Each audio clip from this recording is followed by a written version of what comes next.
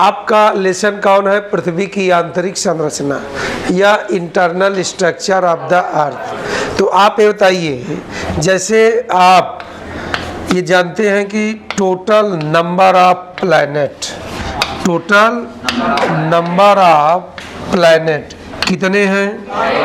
8। और इसी 8 में एक आपका प्लैनेट है अर्थ। कौन सा है? अर्थ, या इसी को आप पृथ्वी कहते हैं। तो अब आप ये बताइए, ये तो आप बहुत दिन से पढ़ रहे हैं पृथ्वी के बारे में। कहा जाता है कि इसके मैप को, map of earth, very good, map of earth is called globe. इसको आप ग्लोब कहते हैं। और ग्लोब को आप जैसे मान लीजिए यहाँ पर ये रहा ग्लोब, ये क्या है? ग्लोब। और यहाँ पर जियाड है। कैसा शेप है? जियाड। या यही शेप कैसा है? आबलेट टाइप, गोलाभ प्रकार का। तो अब यहाँ पर आप देखें, ये सपोज दैट यही अर्थ रहा, और इसी अर्थ का इंटरनल भाग, ये जो आप देख रहे हैं, ये सरफेस है। इसके आंतरिक भाग, सपोज दैट ये आपका क्या रहा? सेंटर। तो आपको यहाँ से यहाँ तक के पार्ट को पढ़ना है। कहाँ से? यहाँ से यहाँ तक। ये रहा सेंटर ऑफ अर्थ। कुछ लोग सोचते हैं कि ये अर्थ है, आप यहीं पर होंगे। आप पृथ्वी के अंदर नहीं हैं, पृथ्वी पर हैं। कहाँ पर है? पृथ्वी पर है।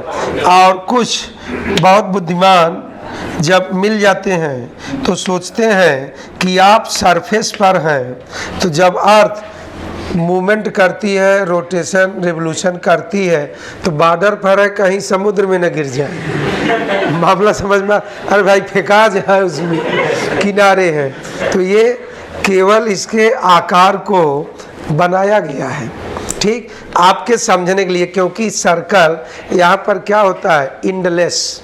ऐसे ही पृथ्वी को क्या माना गया है? इंडलेस। आप जहाँ चलेंगे वहीं फिर आ जाएंगे, समाप्त ही नहीं होगा। तो यहाँ अब इसके आंतरिक भाग को आपको देखना है। अब जब ये आंतरिक भाग को यहाँ देखना है, तो इस आंतरिक भाग में, इस पार्ट में आप यहाँ पर हैं, और यहाँ से यहाँ तक केवल इमेजिन करें, क्या कोई व्यक्ति अभी तक यहाँ तक जा पाया होगा? एकदम नहीं। यही तो आप कहेंगे। और इसका मतलब ये है कि यहाँ से यहाँ आ पाना संभव नहीं है। न कोई गया है, न गया था, न जा सकता है। अब आप लोग नया विज्ञान आ जाए भले चले जाएं, लेकिन जाने के पहले आप खुद चले जाएंगे। मामला समझ में आ रहा? तो ये आप जानिएगा। आप यहाँ पर जैसे यहाँ से यहाँ अगर कहा जाए, सरफेस पर ये भी कहा जाए, ये भी कहा जाए, ये भी, यहाँ भी, यहाँ भी, यहाँ भी। अब आप एक कल्पना करिए, जैसे अगर गणित आप जानते हैं तो आप मैथमेटिक्स में बताइए, सेंटर से सरफेस तक पहुँचने वाली रेखा को आप क्या कहते हैं? बहुत तेज है यार। रेडियस में त्रिज्या होता है, ठीक। तो अब यहाँ से यहाँ, जैसे ये अगर आप देखें, तो इसी एक पार्ट को हम लोग क्या करते हैं? निकाल लेते हैं। अब अगर कहा जाए कि मान लीजिए एक पार्ट को जब हम लोग निकाल लिए, इसके डायग्राम को हम लोग ऐसे भी बना सकते हैं। ये इसी का एक पीस है, इसका एक पीस हमने निकाल लिया। और अब यहाँ पर अगर आप देखें तो इसको समझने में आपको और आसानी होगी। अब ये मान लीजिए सरफेस रहा, और यहीं से इंटरनल पार्ट में आपको जाना है। किस भाग में? इंटरनल पार्ट में। और इंटरनल पार्ट में जब इसकी स्टडी आप करेंगे, अगर आप आज तक गए ही नहीं हैं, न कोई जा सका है, तो अगर कहा जाए आखिर इंटरनल भाग में कहाँ तक डायरेक्ट स्टडी हुई है, तो आप कहेंगे आज तक डायरेक्ट प्रत्यक्ष रूप से धरती के अंदर केवल 8 किलोमीटर की डेप्थ तक स्टडी हो सकी है। अब यहाँ डायरेक्ट मतलब होता वैज्ञानिक इंस्ट्रूमेंट के साथ, ये नहीं कि आदमी जाए वहाँ खड़ा होकर लिखे कॉपी पर, ठीक। तो अब डायरेक्ट कितना 8 किलोमीटर। लेकिन ये भी कहा जाता है कि आर्कटिक क्षेत्र में अभी हाल ही में एक रिसर्च आया, कहा जाता है कि 12 किलोमीटर तक एक क्षेत्र है, कोला क्षेत्र। कहाँ है? आर्कटिक। कहाँ पर? आर्कटिक एरिया में। इस आर्कटिक एरिया में, आर्कटिक आपको बताए होंगे, आर्कटिक सर्कल भी, आर्कटिक सर्कल है, आर्कटिक ओशियन है, तो इसका मतलब है उसी बेल्ट में है। कौन सा क्षेत्र? कोला। अब यहाँ पर आपसे 2 प्रश्न पूछा जाएगा। एक पूछा जाएगा आज तक वैज्ञानिकों के द्वारा धरती के अंदर कहाँ तक डायरेक्ट स्टडी की जा सकी है? 8 किलो। अगर कहा जाए नवीन या रिसेंटली या नए शोध के अनुसार अभी तक कितनी गहराई तक स्टडी किया जा सका? 12। तो क्वेश्चन में अंतर देख रहे हैं। जब रिसेंट लगेगा तभी आप यहाँ जाएंगे, तब इसमें आता है जब एकदम 100% प्रूफ हो जाता है। तो ये जो हम लोग चलते हैं, ये थियरी चलती है, कभी कभी नया आ जाता है और इसको हम लोग चेंज नहीं कर सकते। क्यों?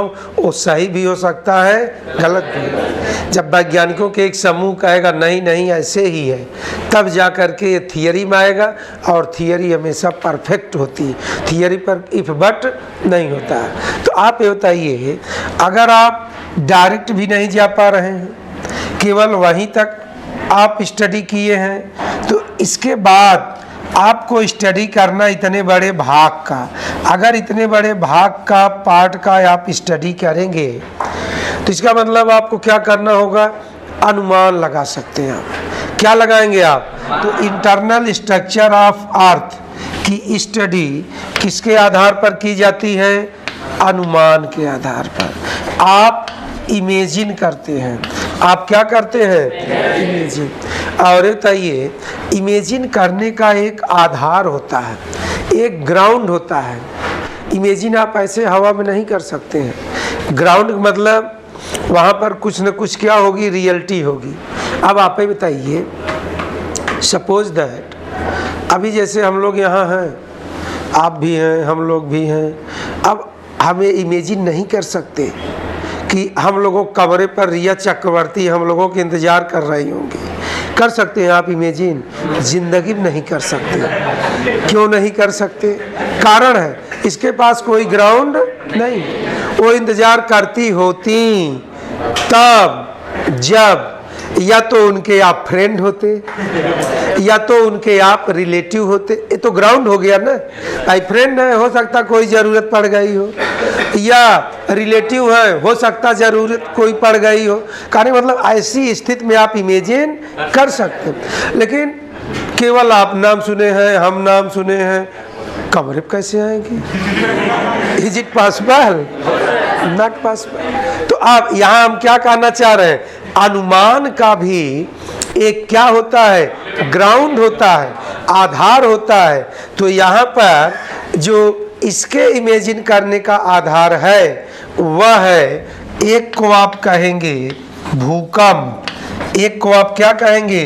भूकंप, या इसी को आप इंग्लिश में कहेंगे अर्थक्वेक। हाँ, वेरी गुड। और दूसरा जो इसका आधार है वह है ज्वालामुखी। कौन है?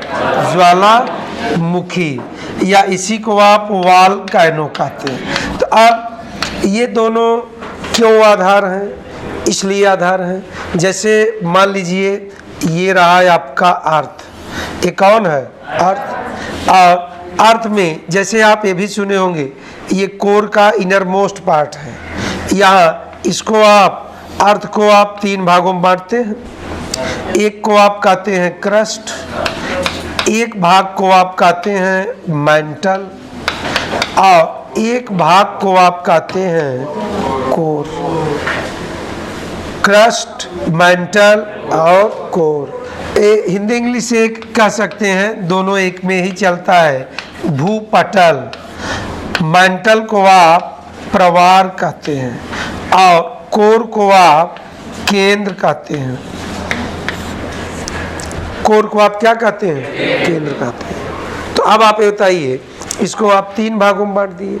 तो यहाँ पर जो भूकंप की क्रिया होती है, अर्थक्वेक की, तो यहाँ भू मीन्स पृथ्वी या अर्थ मीन्स अर्थ, कंप मीन्स कांपना मीन्स हिलना डुलना, या quake means shake, quake means shake. तो यहाँ shaking of earth for few time, पृथ्वी का कुछ पलों के लिए हिलना डुलना क्या कहलाता है? अब इसके बहुत कारण है, लेकिन एक सिंपल सेंटेंस में पृथ्वी स्थिर न हो, इसमें क्या हो जाए कुछ समय के लिए मूवमेंट, तो उसी को आप क्या कहेंगे? अर्थक्वेक। और ये जब घटना होती है अर्थक्वेक के दौरान, यहाँ पर भूकंपीय लहरें, सिस्मिक वेव्स यहाँ पर जन्म लेती हैं, और इन्हीं सिस्मिक वेव में जैसे पी वेव, यस वेव और यल वेव, 3 वेव का नाम आप सुने होंगे। तो ये जो पी वेव्स है, पी वेव्स ये कब रिलीज होती है? During earthquake. और जब ये रिलीज होती है तो इसके बारे में कहा जाता है कि ये जो पी वेव है ये तीनों माध्यमों में चलती है। It passes in all medium, ये तीनों माध्यम। अब 3 माध्यम मीन्स सॉलिड, लिक्विड, गैस। ये 3 अवस्थाएं आप जनरली जो नज़र से यहाँ देख रहे हैं, वो अलग बात है कि एक और अवस्था खोज हुई, लेकिन आप जनरली अर्थ पर क्या देख रहे हैं? ठोस, दूसरा द्रव, तीसरा गैस। तो जो आप यहाँ पर देख रहे हैं, अगर यहीं से कहा जाए धरती के अंदर क्या होगा, आप बहुत इमेजिन करेंगे तो कहेंगे ये तीनों आइटम हो सकता है, ठोस भी होगा, द्रव भी हो सकता है और गैस भी हो सकता है, या इन्हीं का मिक्सचर कुछ कुछ दूरी में। तो जब यहाँ पर इसकी बात करते हैं तो ये कहा जाता है कि धरती के अंदर या ये तीनों माध्यमों में प्रवाहित होती है। It passes in all medium. और बताइए जब ये तीनों माध्यम में प्रवाहित होती है तो अब यहाँ पर कोई शक संदेह नहीं रहा कि यह केवल यहीं से आ रही होगी या केवल यहाँ से आ रही होगी या यहाँ से आ रही होगी, बीच में गायब हो गई होगी। तो अब ऐसी कोई यहाँ पर उम्मीद नहीं है। इसका मतलब ये हो गया, अगर ये जहाँ से चलना प्रारंभ करेगी, अब स्टार्ट हो गई तो चारों दिशाओं में चलेगी, चतुर्दिक होते हुए कहाँ पर पहुँचेगी? सरफेस पर। चारों दिशाओं में होते हुए ये तब जा कर के सरफेस पर पहुँचेगी। और अगर ये चारों दिशाओं में हो करके आ रही, इसका मतलब ये सेंटर से होते हुए आ रही, और जब सेंटर से होते हुए आ रही तब इसी आधार पर आप कहेंगे कि सेंटर तक की स्टडी का अनुमान आप किसके आधार पर लगा रहे हैं? इसके। और यह एक इंटरनल पार्ट के जानने का मीडियम भी है और यह सबसे बेस्ट मीडियम भी है। कैसा मीडियम है? बेस्ट। क्यों? क्योंकि ये सेंटर से होके आ रही है। कहाँ से होकर आ रही? सेंटर से। और तीनों माध्यमों से होकर आ रही है, जबकि अन्य जो हैं either they are observe by liquid or reflected by. तो अब यहाँ इतना बड़ा लिक्विड का एरिया आ गया, वे या तो ऑब्जर्व कर ली जाएंगे, यहीं के बाद आगे नहीं बढ़ेंगे, या तो इसी के द्वारा इधर सेंटर की तरफ रिफ्लेक्ट, इधर यहाँ की तरफ। तो यहाँ अभी तक जितने भूकंप, अभी बताएंगे आपको कि आखिर जो भूकंप है या आपका वोल्केनो है, ये क्रिया अर्थ में कहाँ कहाँ से ज़्यादा भाग लेती है या इसका इरप्शन होता है। लेकिन यहाँ पर अगर आप ध्यान से देखेंगे, एक माध्यम कौन हो गया? भूकंप। और ये बेस्ट मीडियम भी हो गया। 2 प्रश्न यहाँ पर आपका सॉल्व हो गया। और अगला मीडियम है ज्वालामुखी। अब अगर ज्वालामुखी को आप देखेंगे तो ज्वालामुखी ज़्यादातर चूंकि अभी यहाँ इसका सब क्लासिफिकेशन नहीं किए हैं तो आप कहेंगे ज़्यादातर ये मेंटल वाले बेल्ट से बाहर आती। अब अगर मेंटल या परिवार से ये जन्म लेती है, मान लीजिए ये रहा है आपका अर्थ, और ये किस भाग से आ रही है, ये इसी पार्ट से। अगर ये इस भाग से ज़्यादातर आज तक के वॉल्केनिक इरप्शन की क्रिया होती है तो आप ये बताइए है, तो ये तो यहीं से आ रहा है, तो इसके इधर क्या है कुछ पता चलेगा? पता ही नहीं पाएंगे। और दूसरी बात, ये माध्यम क्यों है? क्योंकि इस बेल्ट में जो कुछ है वो तोड़ फोड़ करके बाहर आ जाता है, तो ये चूंकि अंदर से बाहर आ रहा है। कहाँ से? अंदर से। इसीलिए यह अंदर की जानकारी का माध्यम है। अंदर की जानकारी क्या बन गया? मीडियम। लेकिन क्या ये बेस्ट मीडियम है? नो। क्यों नहीं है? क्योंकि ये इसकी घटना किससे होती है? परिवार या मेंटल से होती। अगर सेंटर से होती तो कहा जाता है ये भी जो है बहुत भी वीआईपी मीडियम था। तो यहाँ अब अगर कभी भी आपसे प्रश्न पूछा जाए इंटरनल स्ट्रक्चर के बारे में अर्थ का जानने के लिए कितने माध्यम हैं? 2। एक को आप कहेंगे भूकंप और दूसरे को ज्वालामुखी। इसमें कोई दिक्कत नहीं दिक्कत। और अब यहाँ पर एक पॉइंट और आप ध्यान दें, ये सब थियरी है, डायग्राम बनने के पहले इसको आपको जानना होगा।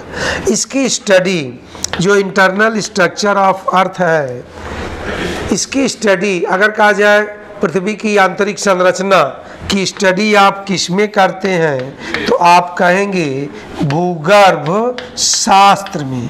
किसमें करते हैं? भूगर्भ शास्त्र। भूगर्भ शास्त्र या इसी को आप जियोडेसी क्या कहेंगे? जियोडेसी। भूगर्भ शास्त्र, इसका मतलब भू मीन्स पृथ्वी, गर्भ मीन्स आंतरिक भाग, शास्त्र मीन्स जो सिस्टमेटिक ज्ञान प्रदान करे। अब इसी के बाद चूंकि इसकी स्टडी आप मुख्यतः भूगर्भ शास्त्र में करते हैं। दूसरा, यहाँ पर जब आप धरती के अंदर बीनीथ अर्थ अर्थात सरफेस से जब आप इंटरनल भाग में जाते हैं, कहाँ पर? आंतरिक पार्ट में, तो ये रटे रहिएगा, इसमें कोई जुगाड़ नहीं। धरती के अंदर जाने पर दाब या प्रेशर इंक्रीज होता है। प्रेशर इंक्रीजेज बीनीथ अर्थ। आइए, आप लोग तो फिजिक्स के आदमी हैं, फिजिक्स वाले तो और जानकार होते हैं। तो यहाँ कुछ थियरी, कुछ क्या, जियोग्राफी पूरा क्या है? फिजिक्स से बेस है। तो यहाँ धरती के अंदर जाएंगे तो दाब घटेगा कि बढ़ेगा? कि जस का तस रहेगा? बढ़ेगा। अब आप ये बताइए, अगर कहा जाए पृथ्वी में सबसे ज़्यादा प्रेशर कहाँ होगा? सेंटर में। ये आप अपने दिमाग से बता दिए, इसको कहते हैं तेज। तो यहाँ ये आप देखें सबसे ज़्यादा प्रेशर कहाँ होगा? सेंटर में। अब आप कह सकते हैं कि इसका मतलब सबसे कम कहाँ होगा? अपर पार्ट में। अपर पार्ट में सबसे कम, सेंटर या कोर में सबसे ज़्यादा। गड़बड़ाएंगे तो नहीं? दूसरा, अब यहाँ एक घटना और जाने, अगर धरती के अंदर जाने पर दाब बढ़ेगा, इफ प्रेशर इंक्रीजेज बीनीथ अर्थ, तो अब यहाँ पर दो घटना ऑटोमेटिकली होगी। अगर प्रेशर बढ़ा तो प्रेशर बढ़ते ही अब आप ये जानिए कि डेंसिटी इंक्रीजेज, यहाँ पर डेंसिटी या घनत्व बढ़ेगा, और अगर घनत्व बढ़ेगा तो टेम्परेचर बढ़ेगा। टेम्परेचर भी क्या होगा? बढ़ेगा। टेम्परेचर मीन्स तापमान।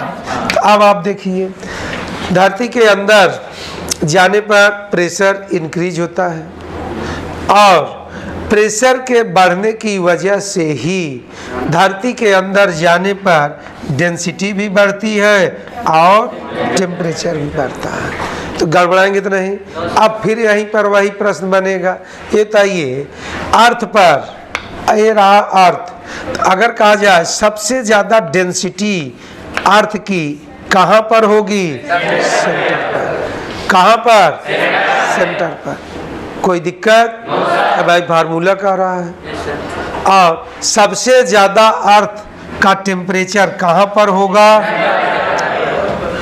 तो अब यहीं पर आप ये जानिए कि ये जो अर्थ की डेंसिटी है, अर्थ की डेंसिटी में जो सेंटर की डेंसिटी है, इसकी एवरेज डेंसिटी कहा जाता है 10 से 12 GM पर CM क्यूब है। और इसके टेम्परेचर के बारे में जब कहा जाता है, अनुमान ही है, अभी टेम्परेचर बढ़ने का भी एक आपको फार्मूला बताएंगे, तो वहाँ आप कहेंगे जो भी टेम्परेचर होगा सबसे ज़्यादा कहाँ पर होगा? सेंटर पर होगा, सबसे ज़्यादा सेंटर। और इसी की स्टडी का एक मॉडर्न विभाग है जिसको आप कहते हैं, आधुनिक विभाग है जिसे आप कहते हैं IUGG। IUGG मीन्स इंटरनेशनल, इसको नोट कर लें आप, इंटरनेशनल यूनियन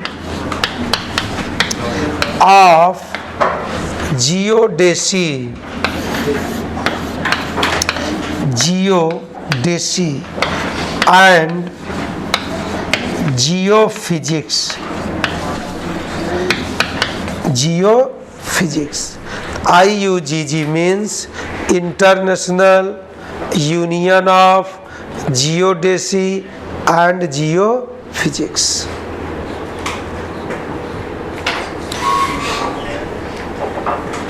यही इसी के द्वारा डेंसिटी, टेम्परेचर, इन सबको, प्रेशर, इन सबको बेस बना करके जो इंटरनल स्ट्रक्चर ऑफ अर्थ है उसे आप कितने भागों में बांटे हैं? 3 भागों में बांटे। कितने भागों में? 3। तो किसके द्वारा? IUGG के अनुसार, क्रस्ट, मेंटल और कोर। अब इसमें तो हमें नहीं लग रहा किसी कोई दिक्कत होगी। और इसी डायग्राम को जो वहाँ पर ये लिख लिए सभी लोग, ठीक, बहुत तेज है आप लोग, बहुत तेजी से नकल करते हैं, ये बहुत ज़रूरी है, ठीक। अब आप देखिए, जैसे इसको भी अगर आप बनाएंगे, या सबसे पहले यहाँ देखिए, ये रहा है आपका अर्थ,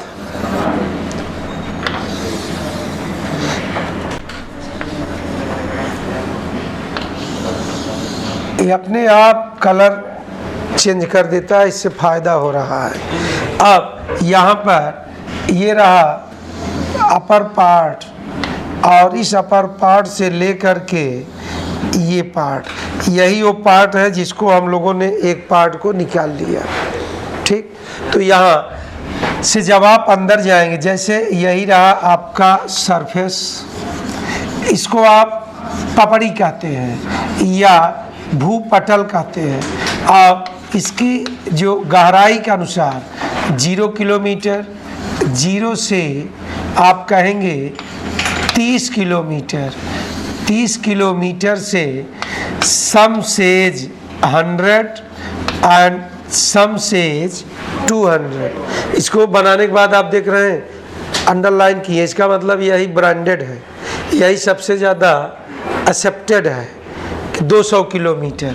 और 200 किलोमीटर से 700 किलोमीटर, 700 किलोमीटर से 2900 किलोमीटर, 2900 किलोमीटर से 5150 और 71 किलोमीटर। इसका मतलब, इसको आप त्रिज्या कहे थे, रेडियस कहे थे क्या? तो रेडियस कितना है? या कहीं कहीं आपको मिलेगा लगभग 6400। अब कोई दिक्कत? अब इस भाग को केवल आप बैठे हैं, अरे महानतक परिचय दें। यहाँ इस पार्ट को आप कहेंगे, जैसे मान लीजिए ये भाग है अपर क्रस्ट, अपर क्रस्ट इसको आप लोअर क्रस्ट। डायग्राम जब भी आप बनाएंगे हमेशा इम्प्रॉपर में इसके लेफ्ट साइड राइट साइड धुआंधार लिखना है। जो लोग शुरू भी कर दिए होंगे टेंशन लेने की ज़रूरत नहीं है, फिर से बना लें। अब जो बना रहे हैं लेफ्ट और राइट दोनों में लिखना है। इस पार्ट को आप कहते हैं upper mantle, upper mantle, this is lower mantle. After then upper core, very good. इसके बाद लोअर कोर, गुड। तो ये बताइए अब यहाँ से यहाँ को आपने क्या कहा था? क्रस्ट। क्या कहे थे आप? क्रस्ट। तो यही जो क्रस्ट है, जो क्रस्ट अभी आपने देखा, इस क्रस्ट यहाँ से यहाँ, इसे हिंदी में आप, ये पहला भाग है, इसको आप भूपटल भी कहते हैं। जानते रहिए इसके बाद कोई शब्द नहीं मिलेगा। भूपर पट्टी, भूपर पट्टी, इसको आप भूपर पट्टी।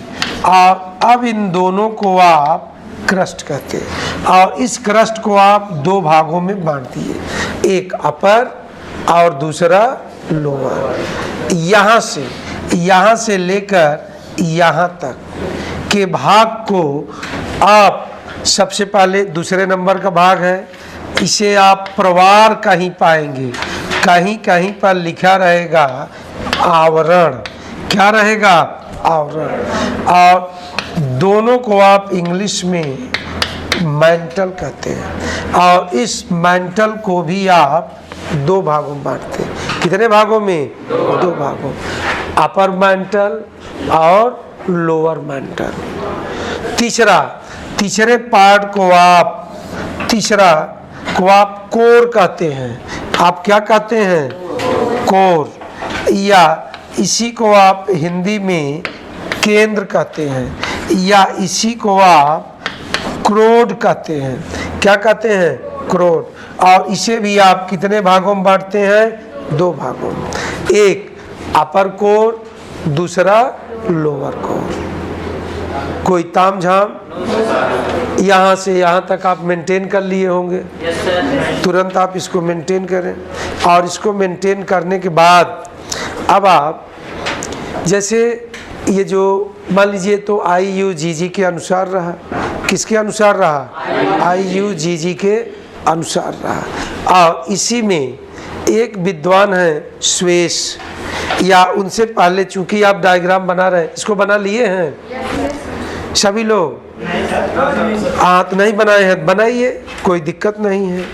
और यहाँ पर पहले 1 मिनट आप समझ लें, तब आपको और आराम हो जाएगा।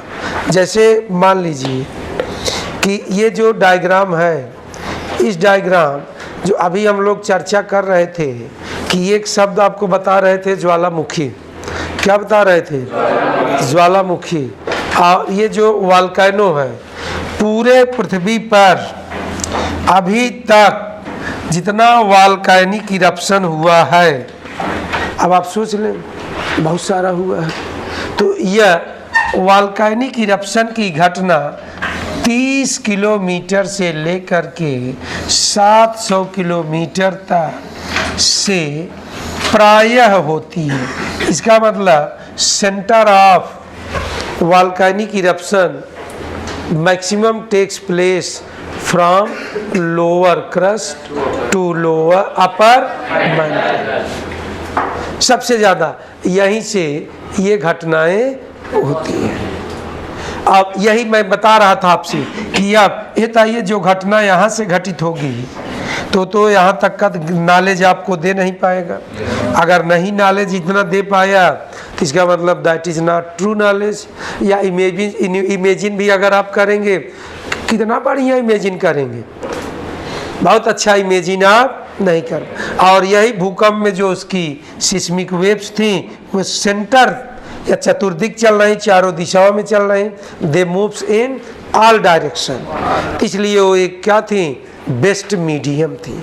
कैसा मीडियम? Best medium. ठीक, तो इसको आप याद किए रहिएगा। दूसरा, यहाँ पर क्यों वॉल्केनिक इरप्शन सबसे ज़्यादा यहीं से होते हैं? आपके दिल में भी कुछ कुछ हो रहा होगा कि why they takes place maximum from here, यहाँ से क्यों? तो अब आप ये जानिए, इस बेल्ट में जो ये पार्ट है या जो यहाँ कट का निशान है, इसे आप जानिए, ये तो ये जैसे सरफेस से लेकर धरती के अंदर जब आप जाएंगे, जो यहाँ पर मिनरल्स हैं, जो एलिमेंट्स हैं, वो ग्रेजुअली टेम्परेचर, होता है ये धरती के अंदर टेम्परेचर कहाँ सबसे ज़्यादा होगा? सेंटर।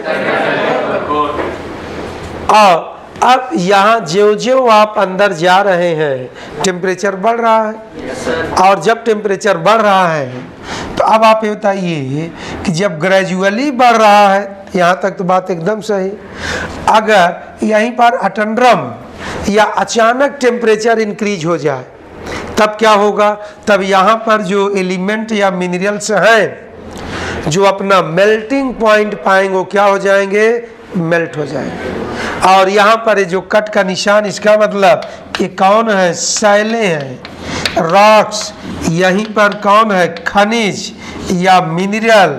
और यहीं पर रेडियो एक्टिव एलिमेंट्स हैं, रेडियोधर्मी पदार्थ। तो अब इतने आइटम यहाँ पर पाए जा रहे हैं। तो अब आप रॉक्स में नो टेंशन, बहुत ज़्यादा गुण में कोई अंतर नहीं आएगा। ये जो मिनरल्स हैं, मिनरल्स में नो एनी प्रॉब्लम, लेकिन प्रॉब्लम अगर है तो कहाँ है? रेडियो एक्टिव एलिमेंट में है। यहाँ पर प्रॉब्लम है क्या? प्रॉब्लम ये है कि यह due to passes of time, यह समय अंतराल गुजरने के साथ यह धीरे धीरे या जैसे ऑटोमेटिकली समय बढ़ने पर स्प्लिट होता है। क्या होता है? विखंडित होता है। और इसके विखंडित होने से क्या रिलीज होगी? एनर्जी। और ये जो एनर्जी रिलीज होगी, यह एनर्जी, जैसे मान लीजिए एनर्जी रिलीज हो गई, तो ये एनर्जी हीट रूप में यहाँ इंक्रीज हो जाती, जिससे हीट यहाँ पर बढ़ जाता। और जब टेम्परेचर हीट रूप में बढ़ गया तो ये क्या हो जाएंगे? मेल्ट हो जाएंगे, टोटल के टोटल लिक्विड फॉर्म में आ जाएंगे। और यही liquid form of rocks, minerals, radioactive elements are called magma. बड़ा नाम सुने होंगे मैग्मा। अगर आपसे कभी भी कहा जाए व्हाट इज मैग्मा, तो liquid form of rocks, minerals and radio active. कितने तेज हैं आप, मामला समझ में आ रहा है? तो यहाँ तक किसी कोई दिक्कत, कोई समस्या? आज जैसे हम लोग इसको देखें, और कल अब इसी के आगे हम लोग बढ़ेंगे, इसके आगे। ठीक, और कल अगर आप लोग चाहेंगे तो लेसन बहुत अच्छे ढंग से समाप्त भी हो जाए, और इसी से अटैच हम लोग अर्थक्वेक और कहाँ पर आ जाएंगे? ज्वालामुखी पर। बात समझ में आ रही है? इसीलिए पढ़ाने के पहले ही बता दिए, ये तीनों टॉपिक एकदम आपस में क्या है? मिले जुले हैं, डिपेंड हैं। तो इसी पर रोक दे रहे हैं। ठीक, बहुत बहुत धन्यवाद। आप लोग बुलंद आवाज़ में आप